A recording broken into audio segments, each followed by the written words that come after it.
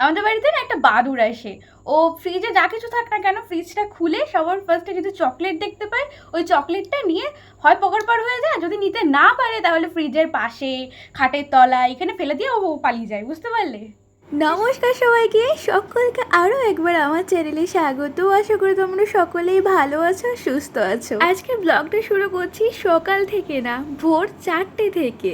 এর পর থেকে প্রত্যেক দিনই রাত জেগে পড়তে পড়তে এমন একটা বাজে স্বভাব হয়ে গেছে না, পড়তে পড়তে যে রাতটা কোথা দিয়ে কাভার হয়ে যায় আমি কিছুতেই বুঝতেই পারি না। আর আমি যে কতবার এখানে এসে বড় মাকে প্রণাম করে যাই জানো তো, একটু প্রণাম করতে পারলে না একটা আলাদাই যেন শান্তি লাগে। সেই রাত 10টার সময় খেয়েছি আর এখন বাজে ভোর 4টের সময়। একটা খাবার একটা মানুষের পেটে আর কতক্ষণ থাকে, সব খাবার হজম হয়ে গেছে, সেই জন্য ভোর 4টের সময় আমার ডিম সেদ্ধ খেতে ইচ্ছা করছিল। সেই কারণে ডিম সেদ্ধ করছিলাম চুপি চুপি এসে, ততক্ষণও তো এরা ঘুমাচ্ছিল।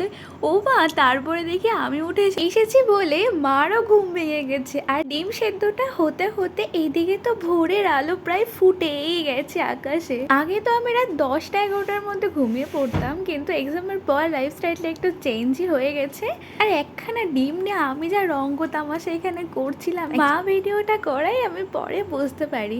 যাই হোক, সেই দিনকার মতন না আমার আর মার কারোরই আর ঘুম আসেনি। ওই সকালের দিকে 1-2 ঘন্টার মতন ঘুমিয়ে নিয়েছিলাম। যাই হোক, আজকে তো মায়ের রান্না বান্না ছিল না, সেই কারণে একটু মুডটাও ফুরফুরে ছিল, কারণ আজকে একটা পুচকুর বার্থডে। আর আমি ওদের ছাদ থেকে আমার বাড়িটা ভিডিও করে তোমাদেরকে দেখাচ্ছিলাম যে কেমন লাগে। যেহেতু পাশাপাশি বাড়ি, তাড়াতাড়ি গিয়ে ছোটপট খেয়ে দিয়ে চলে এসেছিলাম, কারণ কে ছিল আবার আমাদের পড়া। তো পড়াটা কমপ্লিট হয়ে যাওয়ার পরে আমরা একটু বসে বসে একটু টুকটাক পড়াশোনা করছিলাম। একটু পরে আমি ওকে ধরে দিচ্ছিলাম, আবার একটু পরে ও আমাকে ধরে দিচ্ছিল। এক্সট্রা টাইমে বসে গল্প না করে ওই টুকটাক একটু পড়াশোনাই হয়। বলো। ওইদিকে পড়া ধরতে ধরতে এখানে আবার মা আমাকে ডাক দেয়। এই কুর্তিটা ফিটিংস করে দিয়েছে তাই একটু টায়াল দেওয়ার জন্য। আর টায়াল দেওয়ার পরে আমি যখন এই ঘরে আসি, বার্থডেটা যেহেতু অনেক চকলেটে পেয়েছিলাম, ভেবেছিলাম যে ওকে একটু চকলেট দেবো, কিন্তু ফ্রিজে যেখানে আমি চকলেট রেখেছিলাম সেখানে আর একটা চকলেটও পাই না। উপরন্তু ফ্রিজের পাশে দেখি এই দুটো চকলেট পড়েছিল। এখানে আরও কিন্তু দুটো চকলেট ছিল, যেটা ডেয়ারি মিল্ক। আমি আবার এখানে খুলে দেখলাম যে এখানকার চকলেটগুলো ঠিক আছে নাকি।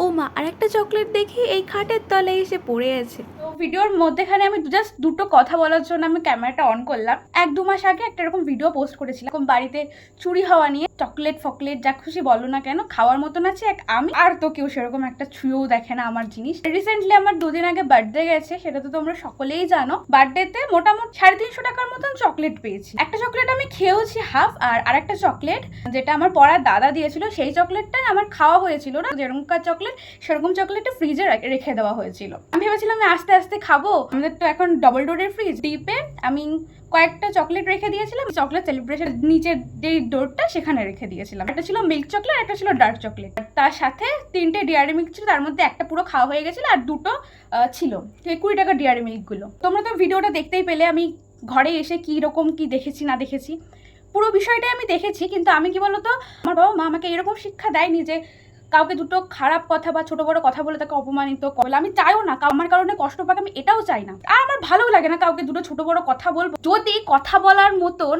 উল্টাপাল্টা কথা শোনার মতন যদি তুমি কাজ করে থাকো তো অবশ্যই তোমাকে কথা শুনতেই হবে। বারবার ঘুঘু তুমি খেয়ে যাও ধার, এইবার আমি তোমার বধি পড়ার। এটা আবার মনে পড়লো এই ঘটনাটার সাথে।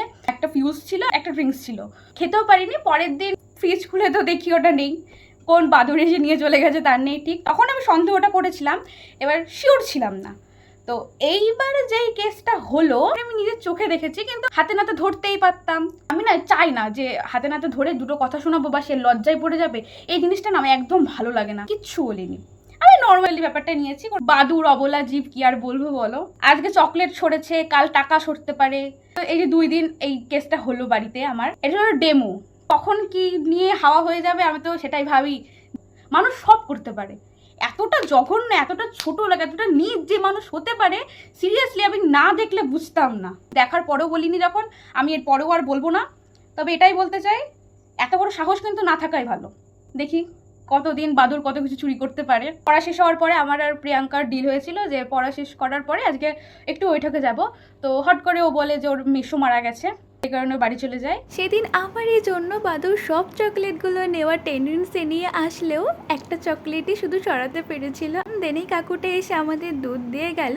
তারপরে মা বাবার সাথে আমি গেছিলাম একটু বৈঠকে, কারণ আমার মনটা একটু ভালো লাগছিল না বাড়িতে বসে থাকতে।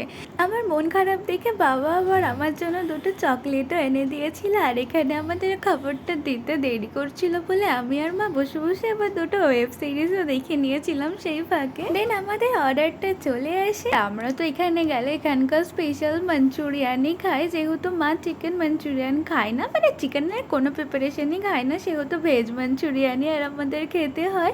দিকে দেখো মা নিজে হাতে এখানে ঘি বানিয়েছে, সেটাই তোমাদের সাথে একটু শেয়ার করছিলাম। আর সেই কোন সন্ধ্যাবেলায় দুধটা দিয়ে গেছে, সেই সময় তো মা টাইম পায়নি বলে দুধটা জাল দেওয়া হয়নি। দেন আমি দুধটা জাল দিয়ে ম্যাগি বসিয়ে ভুলে গেছিলাম যে আমি ওইদিকে ম্যাগি বসিয়ে এসেছি। মা এখানে নিয়ে এসে আমাকে দিল। এত কার্টুন দেখা নেশা হয়েছে না যে কি বলবো।